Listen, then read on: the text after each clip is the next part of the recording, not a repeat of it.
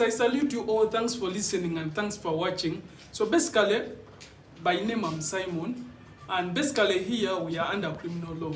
And basically, criminal law is a question that is easy to understand but easy to fail. Regardless, actually the contrast is that the concentration or the focus that you base on this such course unit, it is your excellence at the end. So basically, today we are going to look at some of the principles of criminal law. And basically, I'm going to emphasize on the burden of proof. Basically, burden of proof and standard of proof, they move hand in hand, though they are different. They move hand in hand, but they are different. So those are some of the principles of criminal law that I'm going to talk about. And basically, for criminal law, the burden of for it moves with burden of proof. Unlike civil for it is on the standard of probabilities, basically. But I won't go in civil since we are in criminal. In criminal, we look at the burden of proof. And the general states that the burden of proof, it is on the prosecution. Before going any further is that, as I told you earlier, that criminal law, it is basically where cases are presided over by the state or by the DPP, basically. So the burden of proof is on the prosecution.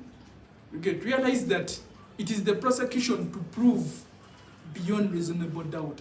So that proving beyond reasonable doubt, that is the standard of what? The standard of proof, basically. The standard of proof. The standard of proof, it is to prove beyond reasonable what? To prove beyond reasonable doubt. The burden of proof, it is on the prosecution. You get? Because realize, as I gave the case, for example, realize that the case of Uganda versus Katoka Jury, it is Uganda versus Katoka Jury. Realize that it is Uganda, actually Uganda is being presented by the DPP, is the one that is proving beyond reasonable doubt the ingredients of murder, so that to get Katoka Jury being what? Being accused. I'll refer to the leading case overall, criminally, actually it is worldwide, the case of DPP versus Willington. Realize that this case of Willington, actually it was the case of DPP versus Willington. However much for us we use the appeal case, because the one it is the leading case, which is Willington versus DPP. But we shall reinsert to ensure that where did this case start from? Basically, when you look at that case of Willington, realize that Willington had a wife. Basically, they were married. But you know there are ups and downs in marriage. Willington, the wife deserted the husband, and the wife went back at the mother's place. So Willington was a farmer by then, because that morning of the event that happened, he woke up in the morning, went to the farm. Actually, unfortunately, they had, as you understand that it was a setback of tomorrow, they had these old guns.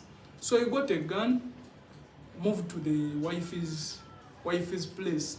And when he moved at the wife's place, at their home, he found the mother of the wife outside. So he asked the mother where was the wife. The mother told him the wife is inside in the kitchen. So when Willington entered the kitchen to meet the wife, the only thing that happened after it was the wife being shot dead. So these were the facts. The mother, for him, he said that for me, I just had quarrels. They were quarreling inside, and the next thing I had, it was a bullet. Only realized that my daughter is what? Is dead.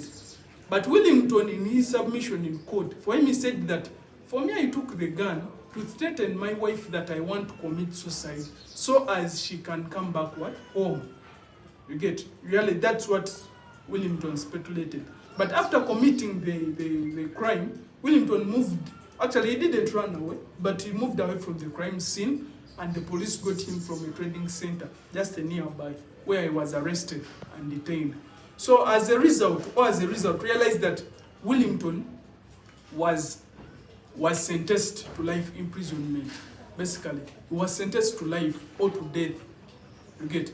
When Willington was sentenced to death, he appealed. Willington appealed.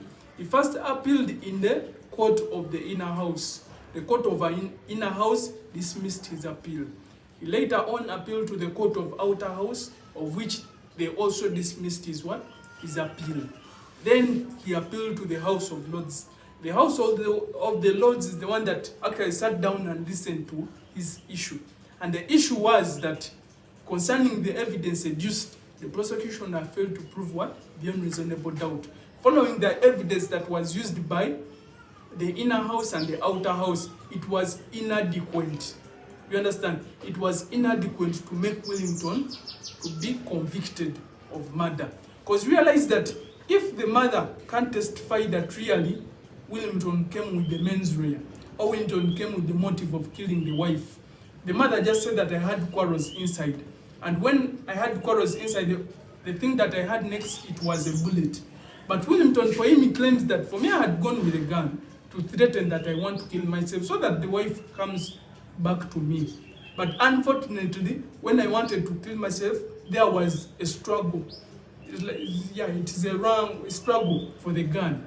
When we struggled for the gun, accidentally, I caught on the trigger and the bullet came out and it fired the lady. In this case, he was bringing the defense of accident. You get? So the onus was on the prosecution to prove beyond doubt, to prove that the incident wasn't out of an accident, but rather it was intentional, of which the judges in the inner house and the outer house had erred in law and fact to convict or sentence Willington using evidence that was what? Inadequate. So the House of the Lords held that the prosecution have failed what? To prove beyond reasonable doubt. On those grounds, the Willington was acquitted. Some of you may not know what acquitting means. Acquitting means to let you free. To acquit someone, they let you free. You understand? So Willington, in that essence, was acquitted on grounds that the prosecution had failed to prove beyond reasonable doubt. So basically, the burden of proof, the whole sum out, or the point that I was trying to put on table is what? The burden of proof lies on the prosecution. It is the prosecution to prove beyond reasonable doubt. That is the standard of proof. It must be beyond reasonable doubt. So basically, that's what one of the principles of criminal law. But other than that, thank you for watching. Put your comments in the comment section so that we can answer the questions. Thank you very much.